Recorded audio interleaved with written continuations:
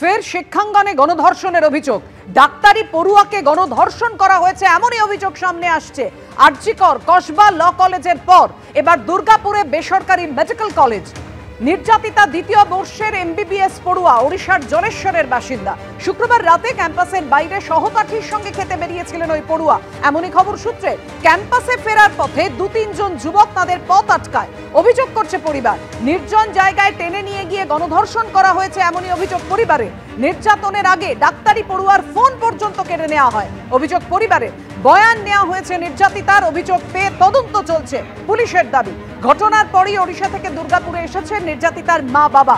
গণধর্ষণের অভিযোগ পেয়ে ঘটনাস্থলে যাচ্ছে জাতীয় মহিলা কমিশন। ফের শিক্ষাঙ্গনে গণধর্ষণের অভিযোগ। কলেজের ক্যাম্পাস থেকে বেরোনোর যে পাঁচিল এবং এই হচ্ছে পাশেই রয়েছে গেট, এটা হচ্ছে দক্ষিণ গেট। এই গেটের পরেই কিন্তু রাস্তা ফাঁকা, শুনশান। রাস্তার ধারে ঝোপ জঙ্গল রয়েছে, বেশ খানিকটা কয়েকশো মিটার রাস্তা ফাঁকা, তারপর আবার বসতি রয়েছে। এই যে রাস্তা, সেই রাস্তাতেই কিন্তু রাতের বেলায় 8:30 নাগাদ ঘটনাটি ঘটেছে। সে এক সহপাঠীর সাথে, ওই দ্বিতীয় বর্ষের ছাত্রী।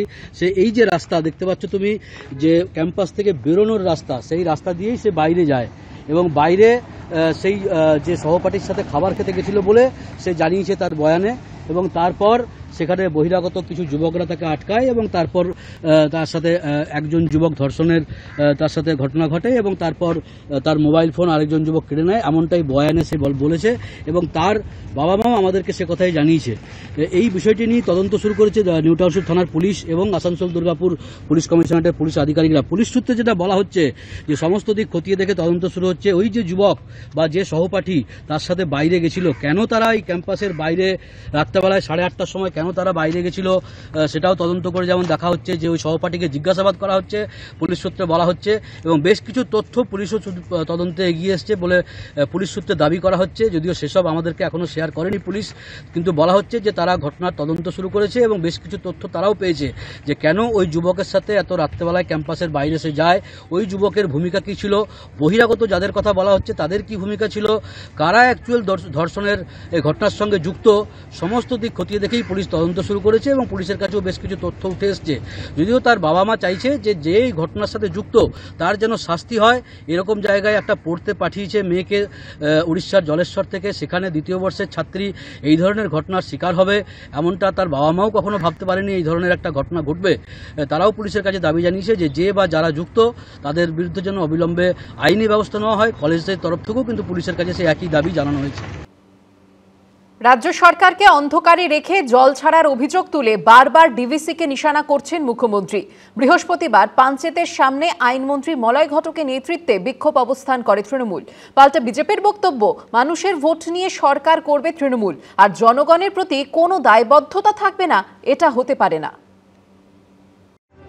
মাঝে 3 দিনের ব্যবধান। মাইথানের পর এবার ঝাড়খণ্ডে ডিভিসির পাঞ্চেত ড্যামের কাছে বিক্ষোভ দেখালো তৃণমূল।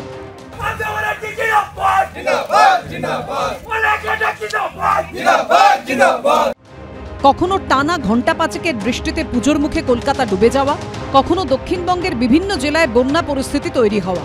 বারবার মুখ্যমন্ত্রীর নিশানায় ডিভিসি তো ইচ্ছে মতো জল ছাড়ছে, পুরোটা নিজেদের খালি করে দিয়ে। উল্টো দিকে বারবার মুখ্যমন্ত্রীর তোলা অভিযোগ খারিজ করে দিয়েছে ডিভিসি। সূত্রের খবর, বর্তমানে ডিভিসির যে বোর্ড রয়েছে সেখানে পশ্চিমবঙ্গের তরফে রয়েছেন রাজ্যের বিদ্যুৎ সচিব শান্তনু বসু।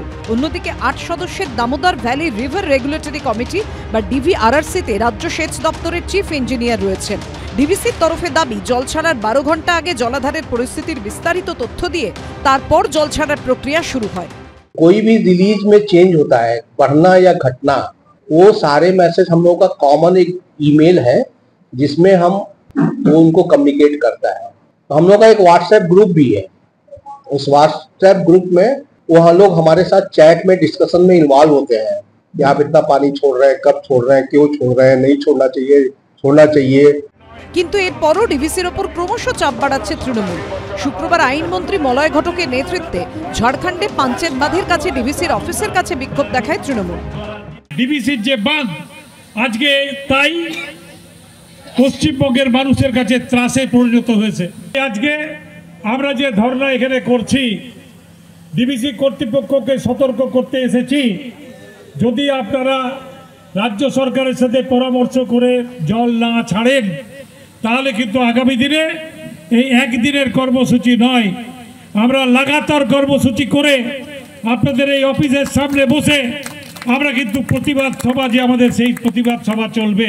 এর আগে চলতি সপ্তাহে সোমবার মাইথানে আইনমন্ত্রী মলয় ঘটকের নেতৃত্বে ডিভিসির দপ্তরের সামনে প্রায় 3 ঘন্টা বিক্ষোভ অবস্থান করে তৃণমূল। তারপর এদিন বিক্ষোভ হলো ঝাড়খণ্ডের পাঞ্চেতে। বাংলার মানুষ আপনাকে ভোট দিয়ে আপনাকে সরকার গঠন করতে সাহায্য করছে, আর বাংলার মানুষ জলে ভেসে যাবে, ম্যানহোলে পড়ে যাবে, ফ্লাডে ত্রাণ পাবে না, এটা তো চলতে পারে না। যে কোনো এক সরকার আসবে, তাকে অ্যাকাউন্টেবল হতে হবে। প্রতি বর্ষায় ডিভিসির ছাড়া জলে প্লাবিত হয় দক্ষিণবঙ্গের একটা বিস্তীর্ণ অংশ। তারপরই জল ছাড়া নিয়ে ডিভিসির সঙ্গে সংঘাত শুরু হয়ে যায় রাজ্য সরকারের। ওদিকে ব্যারাজের লক গেট খোলে, আর এদিকে আটকানো যায় না দুপক্ষের বাগযুদ্ধের লক গেটকে। গত বছরে এই সংঘাত চরমে উঠেছিল। ম্যানমেড বন্যার অভিযোগ তুলে ডিভিসির সঙ্গে সম্পর্ক ছিন্ন করারও হুঁশিয়ারি দিয়েছিলেন মমতা বন্দ্যোপাধ্যায়। এবার সংঘাত আরও চরমে উঠেছে। এবিপি আনন্দ। সাত সকালে ইডির ম্যারাথন তল্লাশি। গণেশ জুয়েলার্স ব্যাংক প্রতারণা মামলার তদন্তে কলকাতার 6 জায়গায় তল্লাশি অভিযান চালালো কেন্দ্রীয় তদন্তকারী সংস্থা। 1200 কোটি টাকা ঋণ নিয়ে প্রতারণা মামলার তদন্তে চলে তল্লাশি।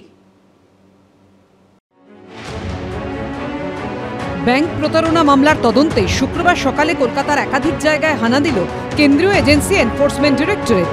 গণেশ জুয়েলার্স ব্যাংক প্রতারণা মামলার তদন্তে গিরিশ পার্ক, শরৎ বোস রোড, নিউ আলিপুর সহ কলকাতার মোট 6টি জায়গায় অভিযান চালালেন ইডি অফিসাররা। গণেশ জুয়েলার্সের নামে শেল কোম্পানি খুলে কোটি কোটি টাকার প্রতারণার অভিযোগ রয়েছে। 25টি ব্যাংক থেকে মোট 1200 কোটি টাকা ঋণ নেওয়া হয় বলে অভিযোগ। এদিন গিরিশ পার্কের সরকার লেনে গণেশ জুয়েলার্সের চার্টার্ড অ্যাকাউন্টেন্ট বিশাল পাতোদিয়ার বাড়িতে হানা দেন ইডি আধিকারিকরা। আমরা যেখানে এই মুহূর্তে রয়েছি গিরিশবাগ থানা এলাকার 8 সরকার লেন, ঠিক সেখানের 2nd ফ্লোরের একটি আবাসনের ফ্ল্যাটে এই মুহূর্তে কিন্তু অভিযান চালাচ্ছে এনফোর্সমেন্ট ডাইরেক্টরেটের আধিকারিকেরা। বিশাল পাটোডিয়া নাম, যিনি একজন চার্টার্ড অ্যাকাউন্টেন্ট এবং স্টক ব্রোকিং এরও যিনি কাজ করেন, তার বাড়িতে এই মুহূর্তে কিন্তু এনফোর্সমেন্ট ডাইরেক্টরেটের যারা আধিকারিক রয়েছেন তারা এই মুহূর্তে এখানে তল্লাশি অভিযান চালাচ্ছেন। যিনি অভিযুক্ত মূলত তিনি এই মুহূর্তে বাড়ির ভেতরেই রয়েছেন। কিছুক্ষণ আগে গিরিশবাগ থানার অফিসাররা তারাও এখানে আসেন এবং যাবতীয় নথিপত্র সবটাই কিন্তু খতিয়ে দেখা হচ্ছে। ব্যাংক থেকে ঋণ নিয়ে কি কোনো বেনামি সম্পত্তি কেনা হয়েছিল? আরো কোনো কোম্পানি মারফত কি নয়-ছয় হয়েছে টাকা? সব দিকে তদন্ত করে দেখছে ইডি। এদিন শরৎ বোস রোডেও তল্লাশি অভিযান চালালেন ইডি আধিকারিকরা। বৃহস্পতিবার সকালে 85 শরৎ বোস রোডের জ্যোতিবিহার আবাসনে পৌঁছে যান তারা। ভবানীপুর থানা এলাকার এই আবাসনেরই 3 তলায় থাকেন চার্টার্ড অ্যাকাউন্টেন্ট আদিত্য ধানুকা। গণেশ জুয়েলার্সের বিরুদ্ধে ব্যাংক প্রতারণা মামলায় এখানেও তল্লাশি চালায় ইডি। আমি যেখানে রয়েছি সেটা ভবানীপুর থানা এলাকার শরৎ বোস রোড, আর এই শরৎ বোস রোডেই জ্যোতি বিহার নামে এই আবাসন। 85A শরৎ বোস রোডের ঠিকানা। আর এই জ্যোতি বিহারের 3 তলাতেই থাকেন আদিত্য ধনুকা নামে একজন চার্টার্ড অ্যাকাউন্টেন্ট, এবং সেই চার্টার্ড অ্যাকাউন্টেন্টের ঘরেই ইডি আধিকারিকরা তল্লাশি অভিযান চালাচ্ছেন। এই দিনই নিউ আলিপুরের একটি ঠিকানাতেও হানা দেয় এনফোর্সমেন্ট ডিরেক্টরেট। সুকান্ত মুখোপাধ্যায়, ব্রতদীপ ভট্টাচার্য, প্রকাশ সিনহার রিপোর্ট, এবিপি আনন্দ।